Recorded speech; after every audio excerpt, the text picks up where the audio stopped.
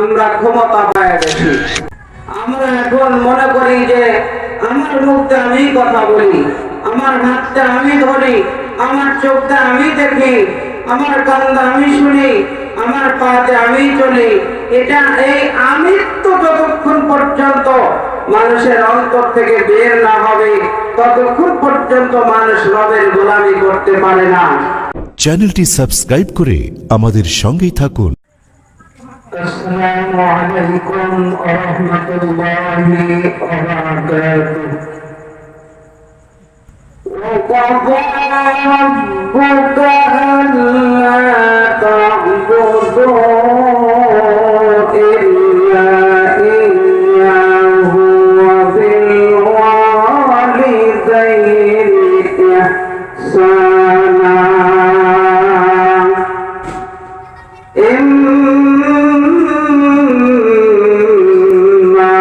يبلغن عندك الكبر أحدهما أو كلاهما فلا تقل لهما أف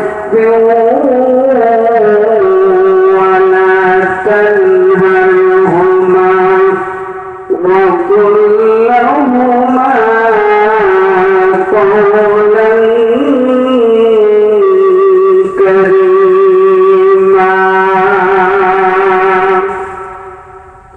واخفض لهما جناح الذل من الرحمة وقل رب ارحمهما كما ربياني صغيرا صدق الله العظيم। আলহামদুলিল্লাহ, আজকে পবিত্র মুহররম মাসের একদম শেষ দিন শেষ হয়ে গেল। সফর মাসের প্রথম রাত আজকে। পবিত্র জুমার দিন শেষে রাতের প্রথম ভাগে পৃথিবীর শ্রেষ্ঠতম মজলিস কোরআনের মজলিসে, গুনাহ মাফের মজলিসে কিছু সংখ্যক গুনাহগার বান্দা বান্দীদেরকে আল্লাহ তাআলা একত্রিত করার তৌফিক দান করেছেন। আল্লাহ পাকের দরবারে শুকরিয়া আদায় করতে গিয়ে সবটুকু ভালোবাসা উজাড় করে দিয়ে আওয়াজ করে পড়ছি আলহামদুলিল্লাহ। শত শত দরুদ ও সালাম নাযিল হোক বিশ্ব মানবতার মুক্তির সালাত আশরাফুল আম্বিয়া, যিনি সর্বকালের সর্বযুগের সর্বশ্রেষ্ঠ মহামানব রহমাতুল লিল আলামিন, সে নবীর প্রতি দরুদ ও সালাম পড়ছি সাল্লাল্লাহু আলাইহি ওয়াসাল্লাম। আলহামদুলিল্লাহ, আমি আপনাদের সামনে সূরা বনী ইসরাঈলের 22তম নম্বর আয়াতে কারিমা তেলাওয়াত করেছি। আমার সামনে যে কোরআন, এই কোরআনের 22 নম্বর আয়াত, এখানে আল্লাহ দুইটা বিষয় উল্লেখ করেছেন। একটা আল্লাহ পাকের নির্দেশ, আর একটা যে মা এবং বাবার মাধ্যমে আমাকে আপনাকে আল্লাহ পাক রব্বুল আলামিন এই দুনিয়াতে পাঠাইছেন, সেই মা এবং বাবার কথা আল্লাহ এই আয়াতের পরের অংশে বলেছেন। হাদিসে মুবারকে তেলাওয়াত করেছে, আল্লাহর পয়গম্বর বলেন, মায়ের পায়ের নিচে সন্তানের দেহ। আল্লাহ পাক রব্বুল আলামিন তেলাওয়াতকৃত আয়াতের মধ্যে বলেন, وَقَضَى رَبُّكَ أَلَّا تَعْبُدُوا إِلَّا إِيَّاهُ। وَقَضَى, আল্লাহ তাআলা জোরালো নির্দেশ দিচ্ছেন। আল্লাহ তাআলা আমাদের বাংলাদেশে যেরকম আইন হয় 144 সর্বোচ্চ আইন, যে ওই জায়গায় আর কেউ যেতে পারবে না, টোটাল নিষেধ, ঠিক আল্লাহ পাক রব্বুল আলামিন এরকম জোরালো নির্দেশ দিচ্ছেন, অকদা রব্বুকা, তোমার রব, তোমার রবের নির্দেশ, কড়া নির্দেশ, যে রব তোমাকে বানাইছেন, যিনি লালন পালন করেন, যিনি খাওন দেন, পরন দেন, যিনি তোমাদের এই দুনিয়ায় সুখ শান্তিতে বসবাস করার তৌফিক দান করেন, সে রবের নির্দেশ, আল্লাহ তা'বুদু ইল্লা ইয়্যাহ, রবের গোলামি ছাড়া আর কারো গোলামি করা যাবে না। আল্লাহ তাআলার গোলামি করার কথা আল্লাহ নিজেই নির্দেশ দিলেন, কিন্তু আমরা সত্য কথা হলো আল্লাহর খায় করি কিন্তু আল্লাহর গোলামি করি না। যিনি আমাদের জান দিলেন, যিনি আমাদের দেখার জন্য চক্ষু দিলেন, শোনার জন্য কান দিলেন, ধরার জন্য হাত দিলেন, চলার জন্য পা দিলেন, কল্পনা করার জন্য অন্তর দিলেন, বলার জন্য মুখ দিলেন, সেই আল্লাহ পাক রব্বুল আলামিন এত নিয়ামত দেওয়ার পর সেই আল্লাহর গোলামি আমরা মানুষ করি না কেন? আমরা ক্ষমতা পেয়ে গেছি। আমরা এখন মনে করি যে আমার মুখে আমি কথা বলি, আমার হাতটা আমি ধরি, আমার চোখটা আমি দেখি, আমার কানটা আমি শুনি, আমার পাতে আমি চলি। এটা এই আমিত্ব যতক্ষণ পর্যন্ত মানুষের অন্তর থেকে বের না হবে ততক্ষণ পর্যন্ত মানুষ রবের গোলামি করতে পারে না।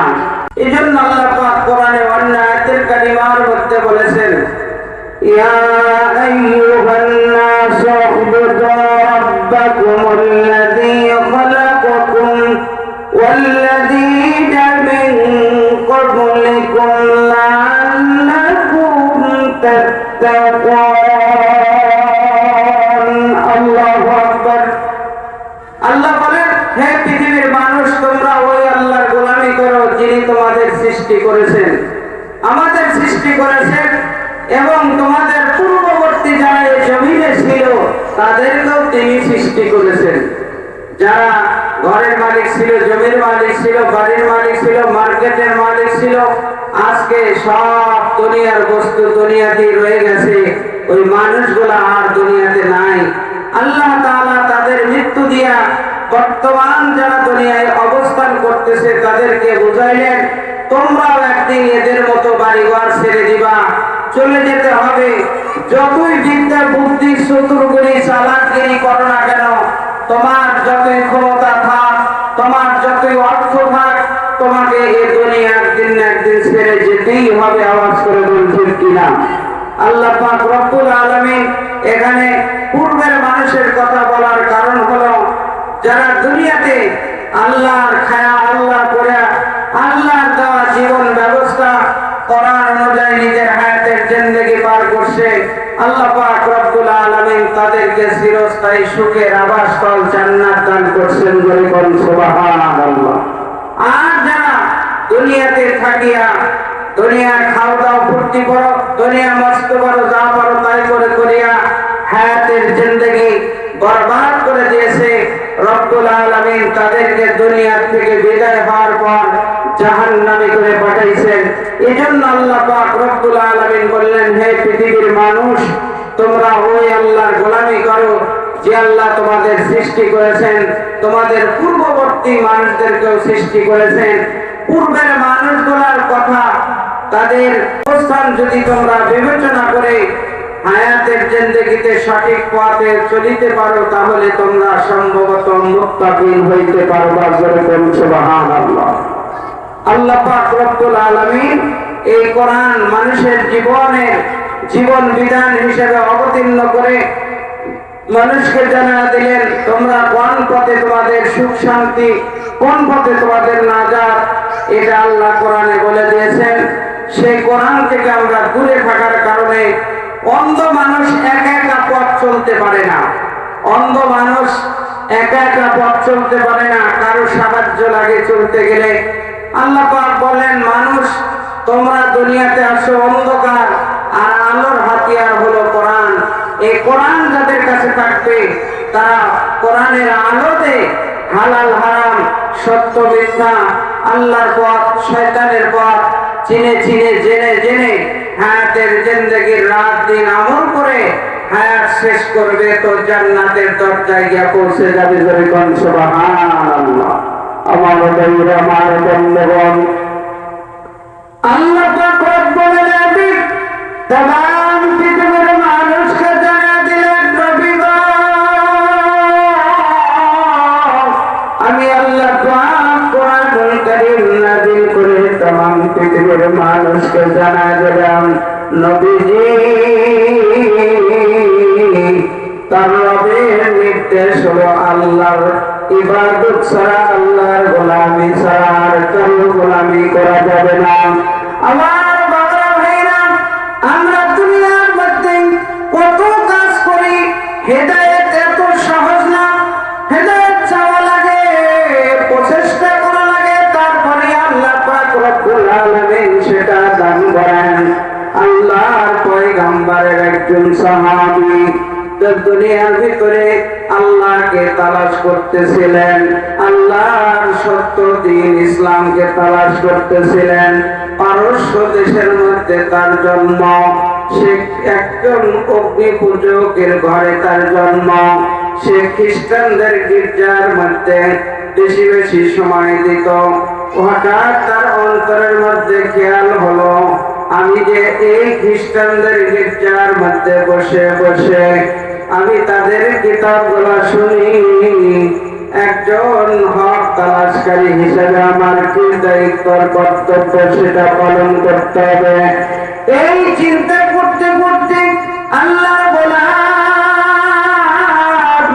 খ্রিস্টানদের গির্জার পাশে পাশে আল্লাহর বান্দা খেত পর দিত। তার একটা জমি ছিল, সেই জমির দেখাশোনা করত। যে রাস্তা দিয়া যাইতো ওই রাস্তার মাঝখানে ছিল খ্রিস্টানদের গির্জা, উপাসনালয়। ওখানে বসে কিছু সময় তারা তাদের মাঝে অবস্থান করত। খ্রিস্টানদের পাদ্রীদের সে যুবককে দেখে দেখে বলল, যুবক, আমি তোমাকে দেখে দেখে মনে হলো যে তোমার হায়াত অনেক লম্বা। যুবক ভাই, বর্তমান পৃথিবীর মধ্যে হকের উপরে কেউ নাই। তুমি যদি হক তালাশ করো তাহলে অমুক জায়গায় চলিয়া যাও, ওখানে একজন পাদ্রী আছে, সে ধর্মের সত্য ধর্মের উপরে আছে। কিতাবের মধ্যে আছে, আসহাবে রাসূলের জীবন কথা কিতাবের মধ্যে লেখা হয়। আল্লাহর বান্দা এরকম করে 7 জন খ্রিস্টান পাদ্রী পার করলেন। 7ম নাম্বার খ্রিস্টান পাদ্রী জানায় দিল, আল্লাহর বান্দা, তুমি তোমার দুনিয়ার মধ্যে যদি হক তালাশ করো তাহলে অমুক এলাকায় একজন খ্রিস্টান আছে, তার কাছে চলিয়া যাও। তার কাছে যাওয়ার পর দেখলেন যে সে বলল, আমার পরে আর এই খ্রিস্টান ধর্মের মধ্যে কেউ আর হকের উপরে নাই। তুমি যদি হক তালাশ করো অতি তাড়াতাড়ি এই জমিনের ভিতরে আসমান একজন নবী আছে, তার নাম আহমদ, ভূতলে তার নাম হবে মুহাম্মদুর রাসূলুল্লাহ সাল্লাল্লাহু আলাইহি ওয়াসাল্লাম। উনি হলেন আখির জামানার পয়গম্বর। হক তালাশ যদি তুমি করতে চাও সেই নবীর সন্ধানে চলিয়া যাও। আল্লাহ বান্দা যুবক বললাম, সেই নবী যদি আমার সামনে আসে কেমনে চিনব যে ইনি সেই আখির জামানার পয়গম্বর মুহাম্মদুর রাসূলুল্লাহ সাল্লাল্লাহু আলাইহি ওয়াসাল্লাম। আল্লাহর বান্দা বললেন, তার মধ্যে 4টা নিদর্শন তুমি পাইবা। 1 নম্বর, যে জমিনের মধ্যে সে আসবে ওই জমিনটা উঁচা নিচা জায়গা, পাহাড় থাকবে, খেজুরের বাগান থাকবে। 2 নম্বর, সে যাকাতের মাল খায় না। 3 নম্বর, সে হাদিয়ার মাল খায়। 4 নম্বর, তার 2 কাঁধের মাঝখানে মোহরে নবুয়ত আছে।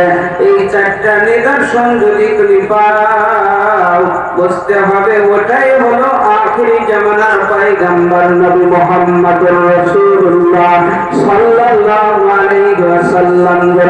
সুবহানাল্লাহ। আল্লাহর বান্দা জমি দেখাশোনা করতেছিলেন, এমন সময় দেখলেন রাস্তার পাশ দিয়ে একটা বণিক দল, ব্যবসায়িক দল, সারা আরব জাহানের নাম তৎকালীন যুগে ছিল হেজাজ, হেজাজে যাইতেছে। ওই বণিক দলকে ডেকে ডেকে বললেন, আল্লাহর গোলামেরা, তোমরা কই যাইতেছো? বলে, আমরা হেজাজে যাইতেছি।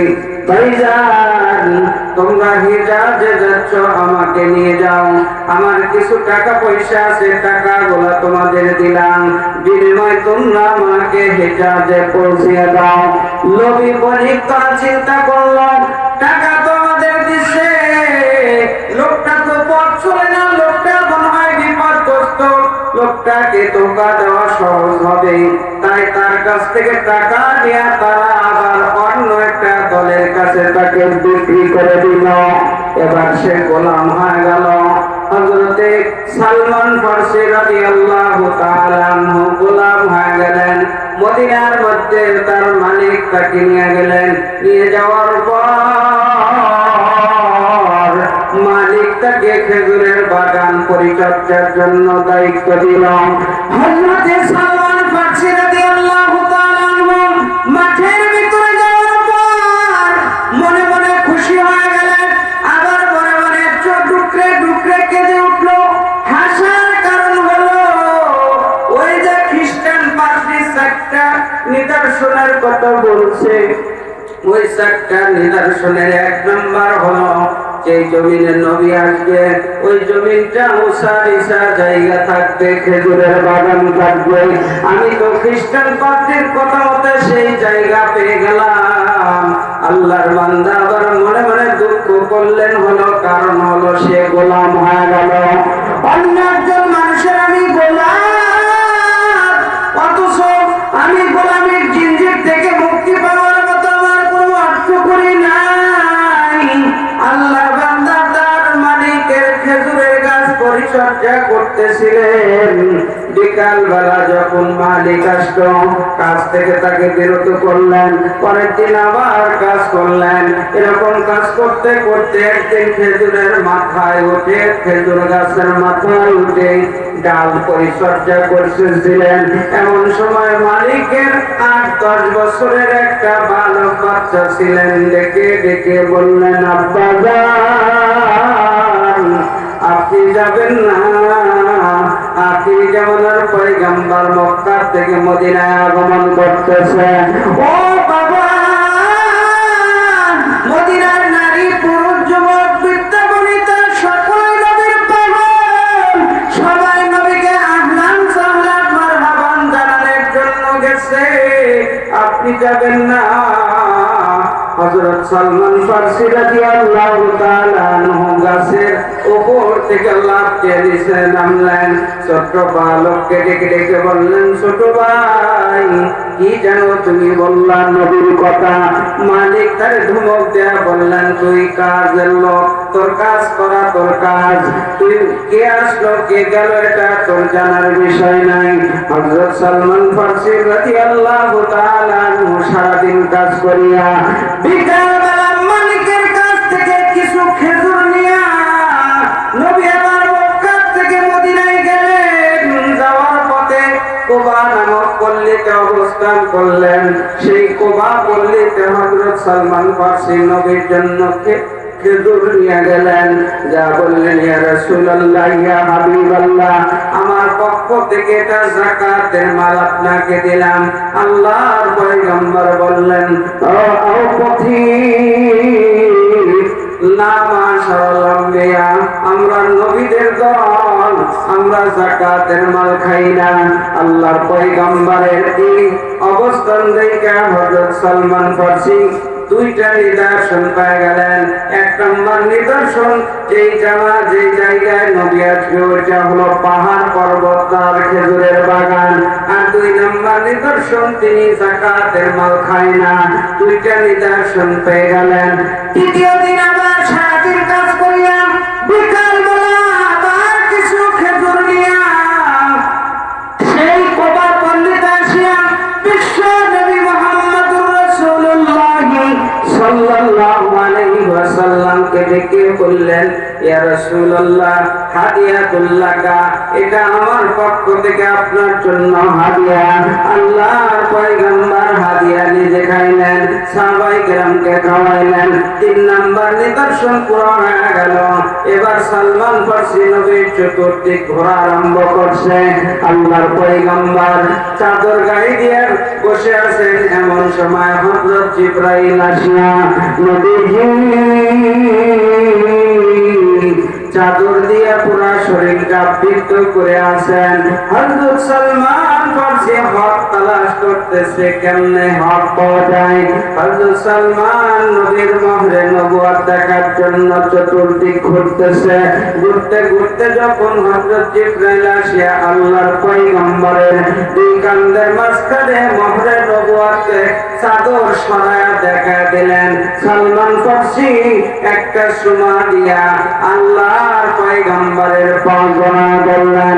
নবী আমার সালমানের হাত খপ করে ধরে বললেন, বেটা তোমার উদ্দেশ্য কি আমাকে বলো। সালমান ফারসি কয়, ইয়া রাসূলুল্লাহ, ইয়া হাবিবাল্লাহ, আমার বাড়ি হলো সেই পারস্য দেশে। আমি মালিক, আমার বাবা মা ভাই বোন আত্মীয় স্বজন আমার অর্থকরী সব সাইরা বণিক দলের সঙ্গে আইসা আমি আপনার পর্যন্ত আসছি ইয়া রাসূলুল্লাহ। উদ্দেশ্য হলো আখিরি জামানার পয়গম্বরের হাতে হাত রেখে কালেমা পড়ে মুসলমান হয়ে যাবেন। সুবহানাল্লাহ। হযরত সালমান ফারসিকে নবী আমার ডেকে ডেকে বললেন, সালমান তুমি তোমার মালিককে বলো কিসের বিনিময়ে তোমাকে আযাদ করে দিবে। সালমান গিয়ে তার মালিককে বললেন, মালিক কিসের বিনিময়ে আপনি আমাকে ওই গোলামের জিন্দেগি থেকে মুক্তি করে দিবেন। হযরত সালমানকে মালিক ডেকে ডেকে বললেন, সালমান রে,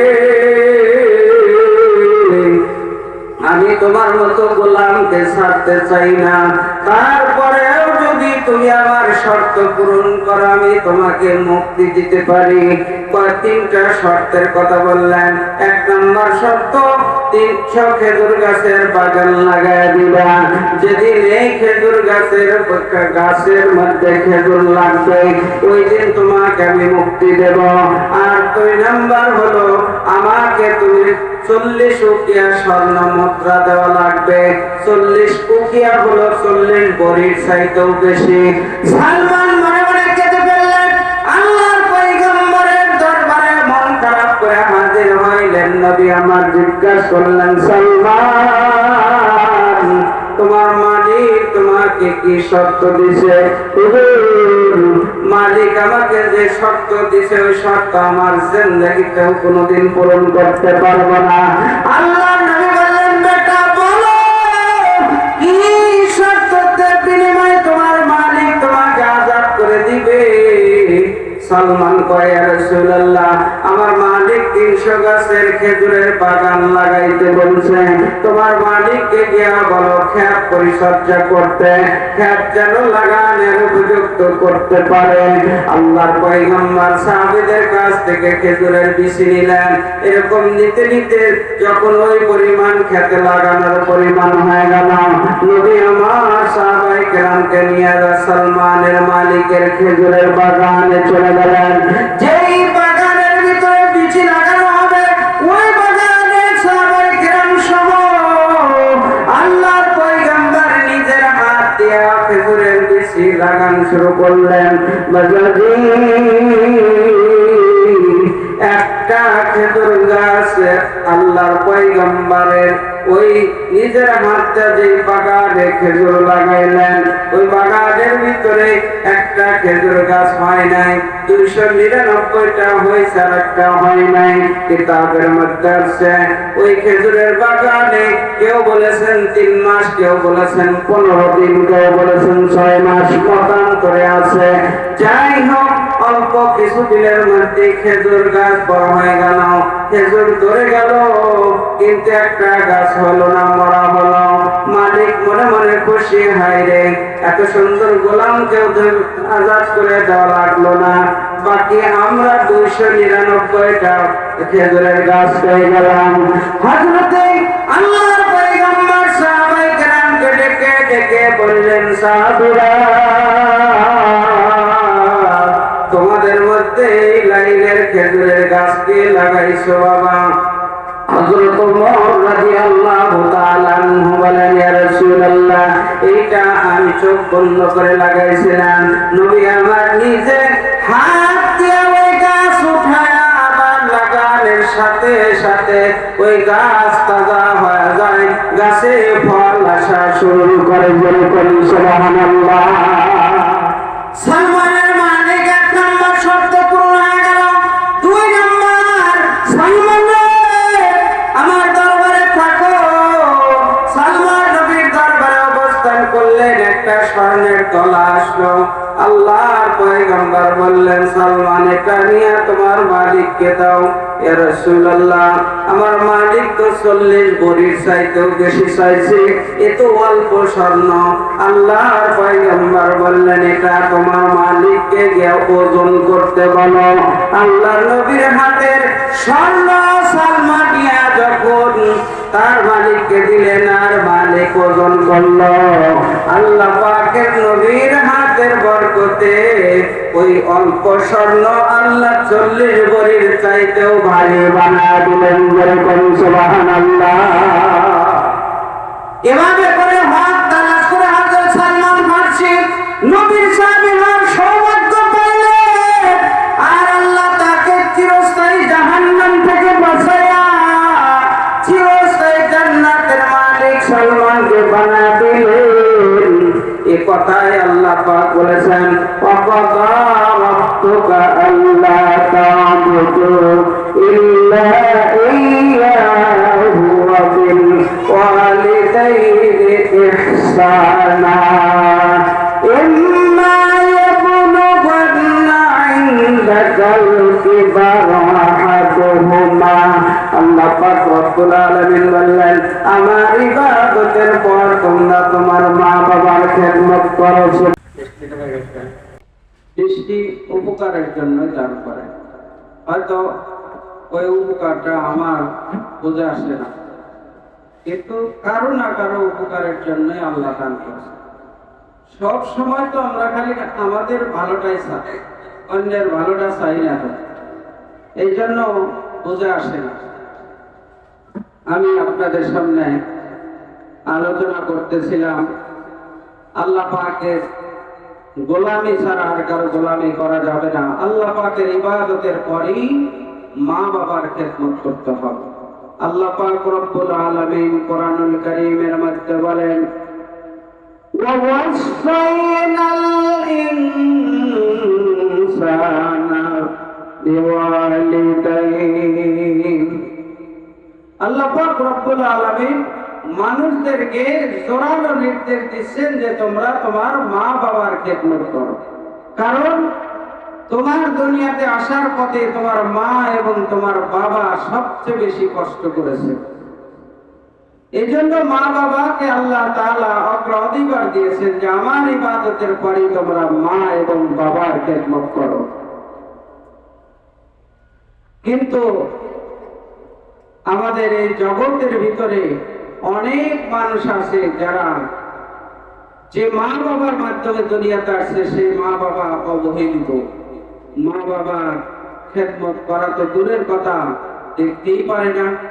কারণ যখন তুমি ছোট ছিলে তখন তোমার মুখের কোনো ভাষা ছিল না, গায়ে কোনো শক্তি ছিল না। তুমি পায়খানা প্রস্রাবের মধ্যে তুমি ওয়া ওয়া করে চিৎকার করতা, কোনো সাহায্যকারী ছিল না। তোমার এই আওয়াজটাকে আল্লাহ তাআলা একেবারে মায়ের কলিজায় তীরের মতো বিদ্ধ করে দিয়েছে। দুনিয়ার সব কাজ ফেলে দিয়ে মা তোমার কাছে এসে তোমার সযত্ন করেছে। সেই মা বাবাকে ভুলে গেলে চলবে না। কবি বলেন, খেদমতে মা দরবেদর কুন সুহব শাম তাকে বাসি তোর দোয়ালব নেকে নাম। খেদমতে মা দরবেদর কুন ইখতিয়ার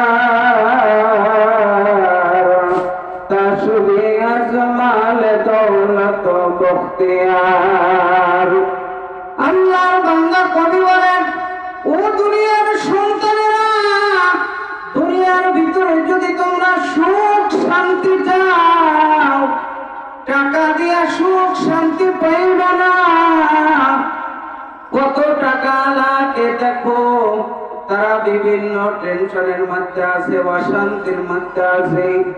লক্ষ কোটি কোটি টাকা তাদেরকে শান্তি দিতে পারে নাই। অনেকেই ক্ষমতার চেয়ারে আছে, কিন্তু ক্ষমতার চেয়ার তাদেরকে শান্তি দিতে পারে নাই। আল্লাহ পাক রব্বুল আলামিন বললেন, শান্তি আমার দিনের মধ্যে। আর দিনের মধ্যে এটাও কাম হলো মা বাবার খেদমত করা। কবি বলেন, যদি তুমি দুনিয়ার সুখ শান্তি চাও, দুনিয়ার সম্পদ আর সম্মান চাও, তাহলে সকাল সন্ধ্যা মা বাবার খেদমত করো। আল্লাহ তোমাকে দুনিয়ার ভিতরে সম্মানওয়ালা সম্পদওয়ালা বানায় দিবেন। যেরকম সুবহানাল্লাহ।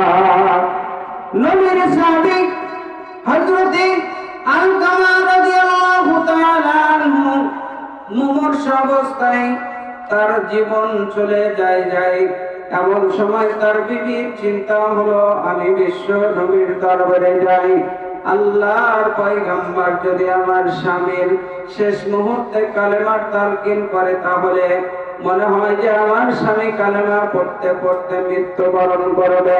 হাদিসের মধ্যে আসছে, তার যার জীবনের শেষ বাক্য কালেমা হবে, ওই ব্যক্তির থাকার জায়গা হবে আল্লাহর জান্নাত। হযরত আলকামা রাদিয়াল্লাহু তাআলা আনহু যখন দুনিয়া ছেড়ে চলে যাবে, তার বিবি আল্লাহর পয়গম্বরের দরবারে এসে বললেন, ইয়া রাসূলুল্লাহ, ইয়া হাবিবাল্লাহ, আমার স্বামী আলকামা হয়তো আর দুনিয়ায় থাকবে না। ইয়া রাসূলুল্লাহ, আমার মন চায় আপনি আলকামাকে কালেমার তালকিন করাইবেন। আল্লাহর পয়গম্বর তিনজন সাহাবীকে পাঠিয়ে দিলেন, সাহাবীরা যাও, তোমার আমরা আমার আলকামাকে কালেমার তালকিন করো। হযরত বেলাল রাদিয়াল্লাহু তাআলা আনহু, সালমান ফারসি রাদিয়াল্লাহু তাআলা আনহু হযরত আলকামার বাড়িতে আসিয়া তাকে কালেমার তালকিন করলেন। ভাইজান, আমার মুখ দিয়ে যা কিছু ইচ্ছা বলতে পারি না, যদি আল্লাহ না বলায়। হযরত আলকামারকে কালেমার তালকিন করতে আসিয়া দেখেন যে আলকামার জবান বন্ধ হয়ে গেছে, মুখ জড়তা হয়ে গেছে, মুখ দিয়ে আর কোনো কথা তার বের হচ্ছে না। এই কথা হযরতে বেলাল রাদিয়াল্লাহু তাআলা আনহু বিশ্ব নবীর কাছে গিয়ে বললেন, নবীজি, আলকামার জবান বন্ধ হয়ে গেছে, সে কালেমা পড়তে পারতেছে না। আল্লাহর নবী বললেন, এ বেলাল, আলকামার মা বাবা কি বেঁচে আছে? বেলাল ডাকিয়া বললেন, নবী গো, আলকামার বাবা দুনিয়ায় নাই, আলকামার মা কি বেঁচে আছে? হ্যাঁ, আলকামার মা এখনো বেঁচে আছে। আলকামার মাকে গিয়া বলো, আলকামার মা যদি আমার দরবারে আসতে পারে তাহলে যেন আসে, আর যদি না পারে আমি নবী তার দরবারে যাব। হযরত বিলাল আলকামার মাকে ডেকে বললেন, আলকামার মা, আল্লাহর পয়গম্বর তোমাকে তালাশ করছেন, তলব করছেন, তুমি কি যাইতে পারবা? আলকামার মা ডাকিয়া ডাকিয়া বললেন, নবীর সাহাবীরা রে, আমি লাঠি ভর্তিয়া ভর্তিয়া নবীর দরবারে যাব। আল্লাহর পয়গম্বরের দরবারে যখন আলকামা হাজির হইলেন, আল্লাহর নবী ডাক দিয়ে বললেন, হে আলকামার মা, সত্যি করে বলো, মিথ্যা বলবো না। মিথ্যা বললে তুমি ধরা খা যাইবা, কারণ আমার কাছে আসমান থেকে ওহী আসে। হযরত আলকামার মাকে আল্লাহর পয়গম্বর জিজ্ঞাসা করলেন, বলো আলকামা কেমন মানুষ ছিল? নবীজি, আলকামা খুব একটা ভালো মানুষ ছিলেন, নামাজ বেশি বেশি পড়তো, কোরআন তেলাওয়াত করতো, দান সদকা করতো, জিকির আজকার করতো। ইয়া রাসূলুল্লাহ, ইয়া হাবিবাল্লাহ, মা আলকামার সব গুনাহগুলো নবীরে শোনায়। শেষ মুহূর্তে নবী আমার প্রশ্ন করলেন, আলকামার মা, সব ভালো ভালো কাজ তোমার আলকামা করে, কিন্তু আমি জানতে চাই তোমার সঙ্গে তোমার আলকামা কেমন ব্যবহার করে। আল্লাহর নবীর সামনে আলকামার মা ডেকে বললেন, নবী গো, আলকামার এই কাজের উপর আমি সন্তুষ্ট ছিলাম না। সে আমাকে দেখতে পারতো না, সে তার বউকে আমার বললা লাগিয়া রাখতো, আমাকে বান্ধে বানায় রাখতো, তার হুকুম মোতাবেক আমারে চলাফেরা করা লাগতো।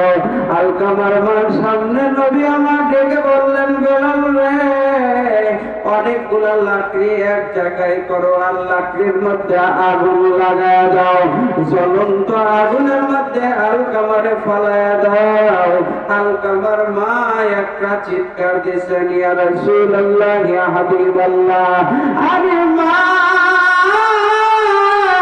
আগুনের মধ্যে আমার সন্তানকে জ্বলা দেখে কেমনে সইব?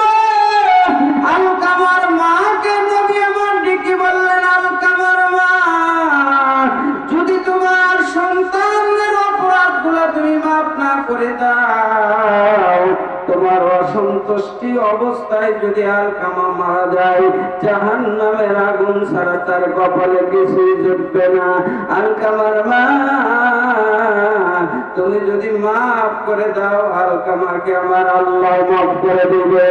আলকামার মা বিশ্ব নবীর ডাকে বললেন, ইয়া রাসূলুল্লাহ, ইয়া হাবিবাল্লাহ, নবীজি, আপনার দরবারে আপনাকে সাক্ষী রাখিয়া বললাম, আমার আলকামা আমার সঙ্গে যত রকমের দুষ্টামি করেছে, অন্যায় অবিচার করেছে, আমি মা আমার আলকামার সব অপরাধ মাফ করে দিলাম। হযরত আলকামা রাদিয়াল্লাহু তাআলা আনহু ঘরের ভিতরে অসুস্থ অবস্থায় শুয়ে আছে। আলকামার মা যখন আলকামাকে মাফ করে দিলেন, আল্লাহর নবী ডেকে বললেন, বেলাল, এবার আলকামার কাছে চলিয়া যাও। আল্লাহর নবীর সাহাবী হযরত বেলাল আলকামার বাড়ির গেটের ভিতরে আসার পরে শুনতে পাইলেন আলকামা জোরে জোরে আওয়াজ করে পড়তেছে, লা ইলাহা ইল্লাল্লাহ, লা ইলাহা ইল্লাল্লাহ, সুবহানাল্লাহ ওয়ালহামদুলিল্লাহ, লা ইলাহা ইল্লাল্লাহ। আল্লাহর পয়গম্বর বলেছেন, যার জীবনের শেষ বাক্য হবে লা ইলাহা ইল্লাল্লাহ, দাখালাল জান্নাহ, আল্লাহ পাক তাকে জান্নাত দান করবেন। যেরকম সুবহানাল্লাহ। মা সন্তানের উপর অসন্তুষ্ট থাকার কারণে জবান দিয়ে কালেমা বের হইতেছিল না, আর মা যখন সন্তানের অপরাধগুলো মাফ করে দিলেন, আল্লাহর নবীর সাহাবী শুনতে পারলেন তার জবান দিয়ে কালেমা বের হয়েছে। এই জন্য মা বাবার সঙ্গে বেয়াদবি করা যাবে না, মা বাবাকে অসন্তুষ্ট করা যাবে না। আল্লাহ তাআলা আমাকে আপনাদের সকলকে মা বাবার খেদমত করার তৌফিক দান করেন। সকলে বলেন আমিন।